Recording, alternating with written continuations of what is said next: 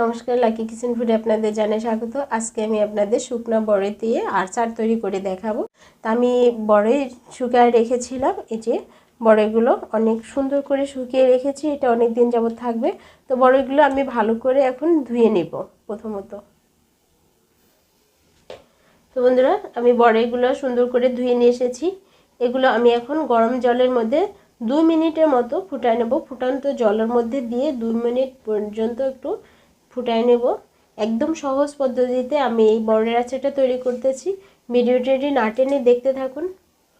তো বন্ধুরা চলেন এবং চুলার পাড়ে যাই, ফুটান্ত জলে দিয়ে 2 মিনিট রেখে আবারও জলটা ঝারিয়ে নিচ্ছি। বন্ধুরা, যে ফুটান্ত জলে এবার আমি বড়ইগুলো দিয়ে দিব।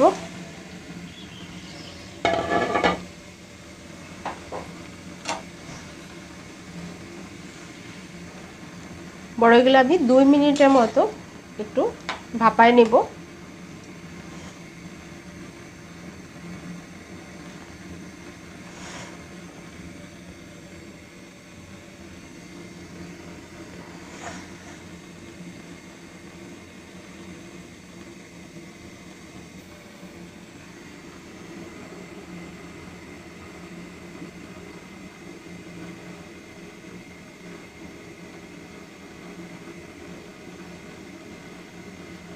তো বন্ধুরা, 2 মিনিট আমার ফুটানো হয়ে গেছে। দেখেন এই যে বড়ইগুলো কত সুন্দর ফুটে উঠেছে।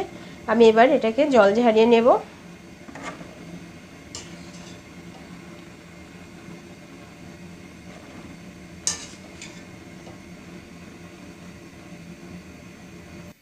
তো বন্ধুরা, এভাবে করে নিলে আর বড়ই ভিজিয়ে রাখতে হয় না। শুকনো বড়ইগুলো এভাবে করলে খুব সহজেই হয়ে যায়।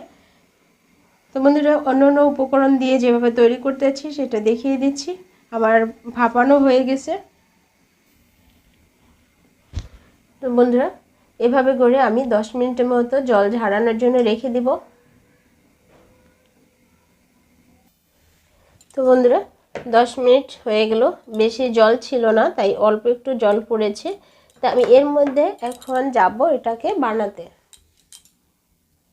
হয় না। তো বন্ধুরা, এখন আমি জলটা ঝরে গেছে, এখন বানাতে যাব আচারটা। চলেন চুলার পাড়ে যাই। তো বন্ধুরা, কড়াইতে আমি এবার সরিষার তেল নিয়ে নিচ্ছি।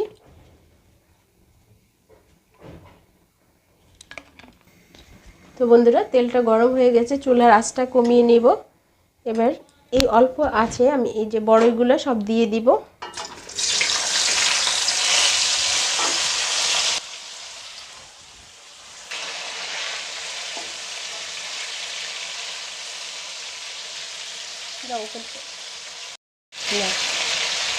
তো বন্ধুরা, বড়ইটা আমি একটু তেলের উপর ভেজে নিব, সামান্য হালকা ভেজে নেব এটা। আর আমার বড়ের আচারটা টক মিষ্টি ঝাল ঝাল হবে।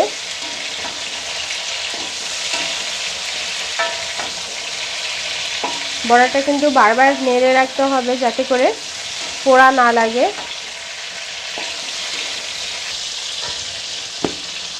তো বন্ধুরা, এর মধ্যে স্বাদ মতো লবণ দিয়ে দিচ্ছি।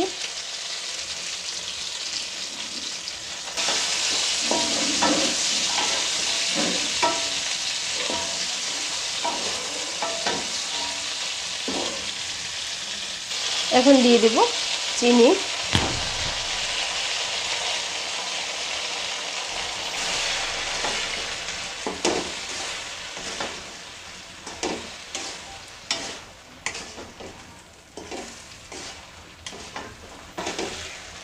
বন্ধুরা, আচারটা তৈরি করার জন্য এখন কিন্তু একেবারেই লো আঁচে রাখতে হবে। হাই হিটে দিলে আবার পুড়ে যাবে। তো আচার পুড়ে গেলে কিন্তু ভালো লাগে না। আমার এখন এই যে অল্প আছে, চিনিটা গলে যাবে।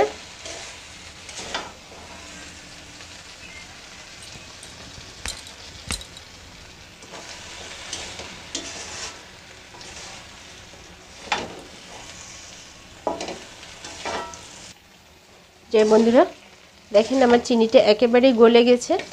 এখন এর মধ্যে যে সামান্য একটু জল আছে এখনও দেখা যাচ্ছে, এই জলটা টেনে গেলেই আর একটু পাঁচফোড়ন দিয়ে এবং মরিচ ভাজা গুঁড়া করা এটা দিয়েই নামিয়ে নেব।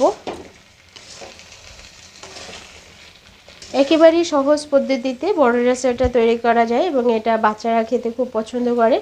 আপনারা যারা বড় এভাবে শুকিয়ে রেখেছেন অবশ্যই কিন্তু আচারটা তৈরি করে ফেলুন।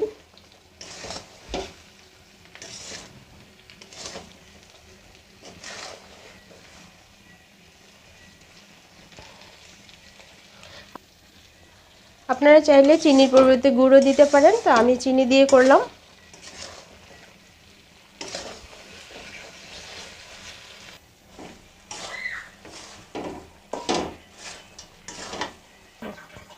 এবার দিয়ে দিলাম পাঁচফোড়নের গুঁড়া,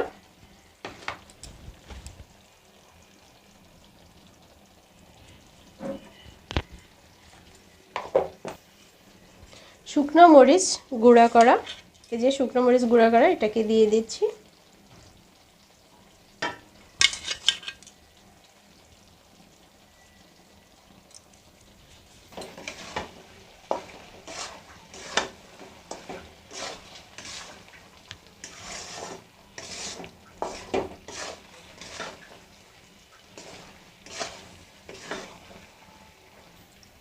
তো বন্ধুরা একেবারেই সহজ পদ্ধতিতে আমার বড়ের আচারটা হয়ে গেছে, এবার নামিয়ে নেব।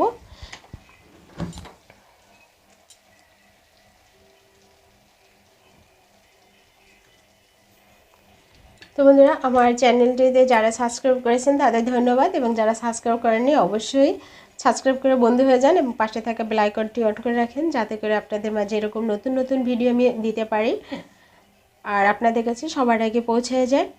আর এতক্ষণ ধৈর্য সহকারে যারা আমার ভিডিওটি দেখেছেন তাদের ধন্যবাদ। আর ভবিষ্যতে আশা রাখি ধৈর্য সহকারে আমার ভিডিওগুলো দেখবেন এবং অবশ্যই সাবস্ক্রাইব বাড়ায় দিবেন।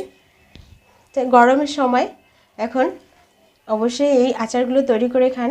বাজারে যে বার্মিস বড়ের আচার আছে তার চেয়ে অবশ্যই ভালো হয়েছে আমি আশা রাখি। আমার কাছে তো অনেক ভালো হয়েছে, এবং আপনারা এভাবে তৈরি করে খেয়ে আমাকে কমেন্টস করে জানাবেন যে কেমন হয়েছে। এটা এখন যখন ঠান্ডা হবে, ঠান্ডা হলে আমি এটা কাচের বয়ামে সংগ্রহ করে রাখবো।